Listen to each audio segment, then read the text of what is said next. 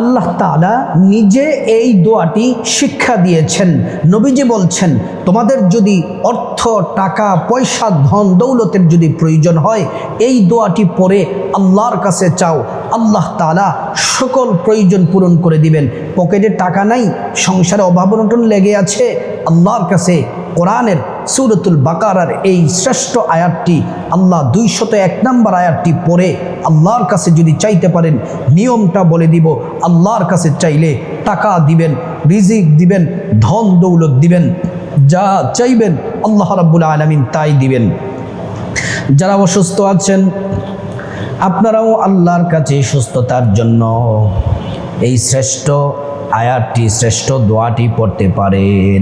যে কোনো সমস্যার সমাধানের জন্য রিজিক আসবে বৃষ্টির মতো চতুর্দিক থেকে, আপনি কল্পনাও করতে পারবেন না। রাসূলুল্লাহ সাল্লাল্লাহু আলাইহি ওয়াসাল্লাম বলছেন, হে আমার উম্মতেরা শুনে নাও, তোমাদের পায়ের জুতোর ফিতা যদি ছিঁড়ে যায়, সর্বপ্রথম তোমরা মহান আল্লাহর কাছে তোমরা সাহায্য চাও, আল্লাহ তাআলা তোমাদেরকে সাহায্য করবেন। আল্লাহর কাছে প্রথমে সাহায্য চাইতে হবে, তারপরে জুতা সেলাই করতে হবে, নতুন জুতা ক্রয় করতে হবে, তাহলে আল্লাহর রহমত বরকত থাকবে। রাসূলুল্লাহ সাল্লাল্লাহু আলাইহি ওয়াসাল্লামের কাছে আল্লাহর পেয়ারা হাবিব আমাদের নবীজি সাল্লাল্লাহু আলাইহি ওয়াসাল্লামের কাছে একজন সাহাবী আসলেন। আয়েশা নবীজিকে বললেন, ইয়া রাসূলুল্লাহ, আমাদের ঘরে খাবার নাই, টাকা নাই, ধন দৌলত নাই, নবীজি কি এমন আমল করব যে খাবার যেন আল্লাহ তাআলা যেন আমাকে খাবারের ব্যবস্থা যেন করে দেন। রাসূলুল্লাহ সাল্লাল্লাহু আলাইহি ওয়াসাল্লাম একটি আমল শিখিয়ে দিলেন। ওই সাহাবী চলে গেলেন, আমল করতেছেন, কিন্তু আমল করলে কি হবে, আল্লাহ তাআলা আমল করলেও দোয়া কবুল করছেন না, রিজিক পাঠাচ্ছেন না। ওই সাহাবী নবীজির কাছে আবার আসলেন। আয়েশা বললেন, ইয়া রাসূলুল্লাহ সাল্লাল্লাহু আলাইহি ওয়াসাল্লাম, নবীজি আপনি যে আমল দিয়েছেন, আমল তো করতেছি, কিন্তু আল্লাহ তাআলা তো রিজিক দিচ্ছেন না। নবীজি বলছেন, সাহাবী শোনো, আল্লাহ যা ওয়াদা করেছেন তা সত্য, যা দিবেন তাও সত্য, আমি নবী জবান দিয়ে যা বলেছি তাও সত্য। আমার মনে হয় তোমার আমলের মধ্যে কোনো ত্রুটি আছে, তোমার আমলের মধ্যে সমস্যা আছে, তুমি যাও, আবারও যাও, সুন্দর করে আমলটি করে আল্লাহর কাছে চাও।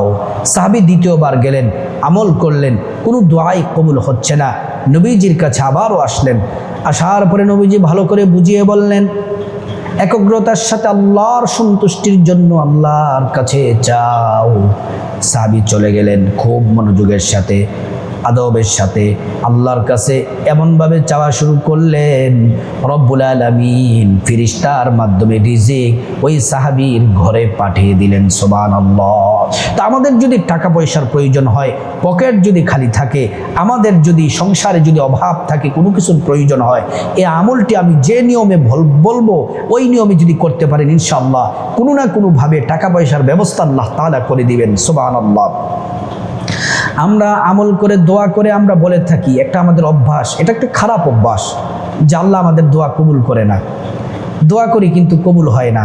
যারা হতাশা হয়, এইভাবে বলে যে আল্লাহর কাছে দোয়া করি, দোয়া কবুল হয় না, আল্লাহ বলেন ওই সমস্ত মানুষদের দোয়া আমি আল্লাহ তাআলা কবুল করি না। সুবহানাল্লাহি ওয়া বিহামদি। আল্লাহ তাআলা তাদের দোয়া কবুল করেন না। সম্মানিত মা বোন, দোয়া করার কিছু কৌশল আছে, দোয়া করার কিছু সিস্টেম আছে, এগুলা যদি মেনটেন করে সঠিকভাবে যদি আপনি আমল করেন, তাহলে ইনশাল্লাহ আপনার দোয়া কবুল হবে। কিন্তু দোয়ার কিছু বিধিনিষেধ আছে। আপনি হারাম খাইবেন, সুদ ঘুষ খাইবেন, আপনি হারাম ইনকাম করবেন, আবার দোয়া করবেন, এই দোয়ায় কোনো কাজ হবে না। হালাল খেতে হবে, হালাল খেতে হবে। সম্মানিত মা বোন, আসুন আমরা আমলটি জেনে নেই, কীভাবে আমলটি করব। সর্বপ্রথম আপনি ওযু করবেন, ওযু করার শুরুতে পড়ে নেবেন বিসমিল্লাহির রহমানির রহিম। আল্লাহর নবী বলছেন, আমার উম্মতেরা প্রত্যেকটা ভালো কাজের শুরুতে তোমরা বিসমিল্লাহ পড়ো। আমরা অনেকেই ভুলটি করে থাকি, ওযুর শুরুতে আমরা বিসমিল্লাহ পড়ি না। আমরা প্রথমে বিসমিল্লাহ পড়ব, তারপর ওযু করব। সুন্দর করে ধীরে ধীরে অজু করব, যেন অজুর অঙ্গ প্রত্যঙ্গ মধ্য থেকে একটি পশমও যেন শুকনো না থাকে। সুন্দর করে অজু করলে আল্লাহর পক্ষ থেকে 2টি পুরস্কার পাবেন। 1 নাম্বার পুরস্কার, আল্লাহ রাব্বুল আলামিন অজুর পানির সাথে জীবনের সব গুনাহগুলা মাফ করে দিবেন। 2য় নাম্বার পুরস্কার, হাসরের ময়দানে আল্লাহ সুবহানাহু তাআলা অজুর অঙ্গ প্রত্যঙ্গগুলোর মধ্যে নূর দিয়ে দিবেন, নূরে চমকাতে থাকবে। প্যারা নবীজি সাল্লাল্লাহু আলাইহি ওয়াসাল্লাম আমাদেরকে দেখেই চিনে ফেলবেন, আল্লাহর কাছে নিয়ে যাবেন, সুপারিশ করে আল্লাহর জান্নাতে পৌঁছে দিবেন। সুবহানাল্লাহ। সম্মানিত মায়েরা আমার, অমুসলিম ভাই, অজু শেষ করার পরে, যখনই অজু করবেন, অজু শেষ করার পরে কালেমায়ে শাহাদাত একবার অবশ্যই পড়বেন।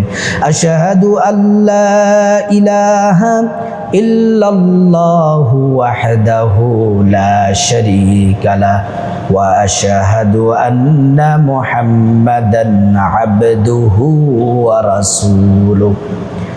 আপনি যদি কালিমায়ে শাহাদাত যদি পড়েন, আল্লাহ পাক জান্নাতের ফেরেশতাদেরকে ডেকে বলেন, ও জান্নাতের ফেরেশতারা, গেটগুলা খুলে দাও, দরজাগুলা খুলে দাও। আমার বান্দারা যে দরজা দিয়ে মনে চায় ওই দরজা দিয়ে জান্নাতে প্রবেশ করবে।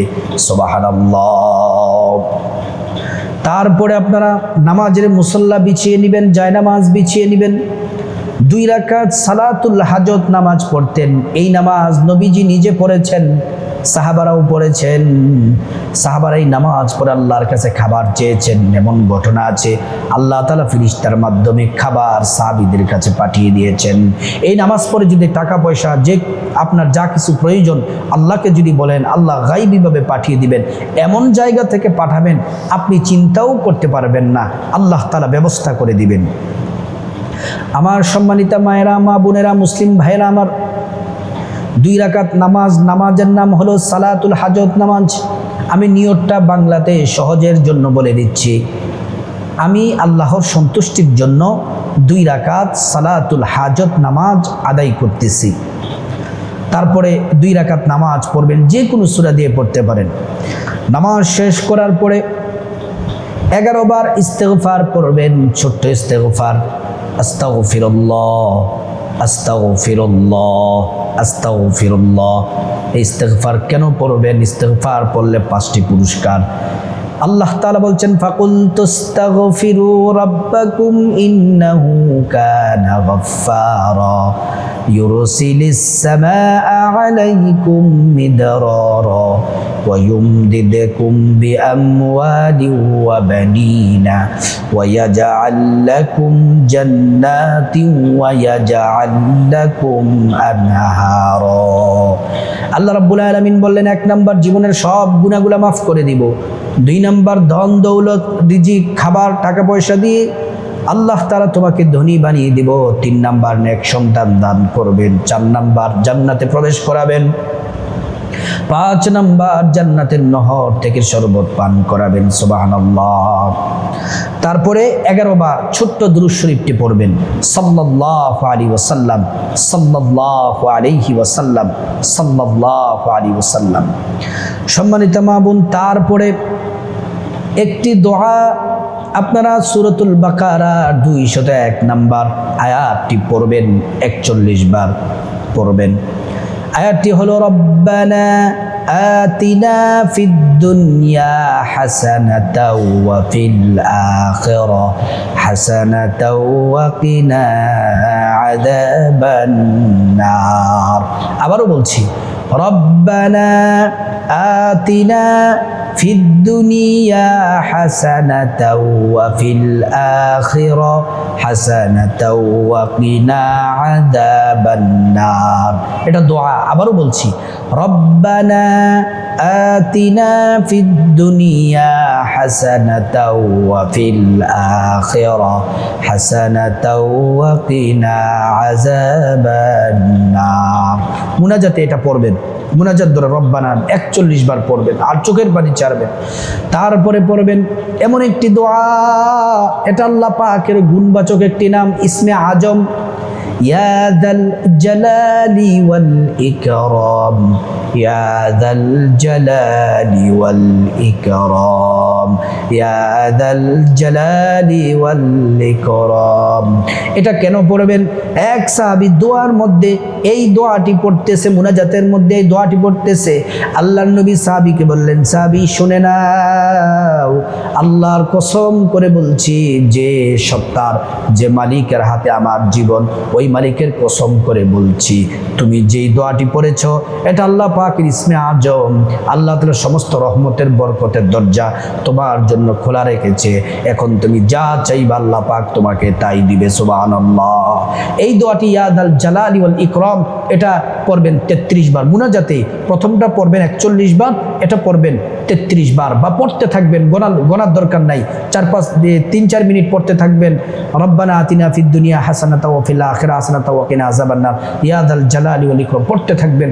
পরে চোখের পানি ছেড়ে তারপরে আপনি বলবেন, আল্লাহ আমার রিজিক দরকার, টাকার দরকার, সংসারে এটার দরকার, এই সমস্যা, যা কিছু প্রয়োজন আল্লাহকে বলবেন। প্রতিটি দোয়া আল্লাহ তাআলা কবুল করবেন।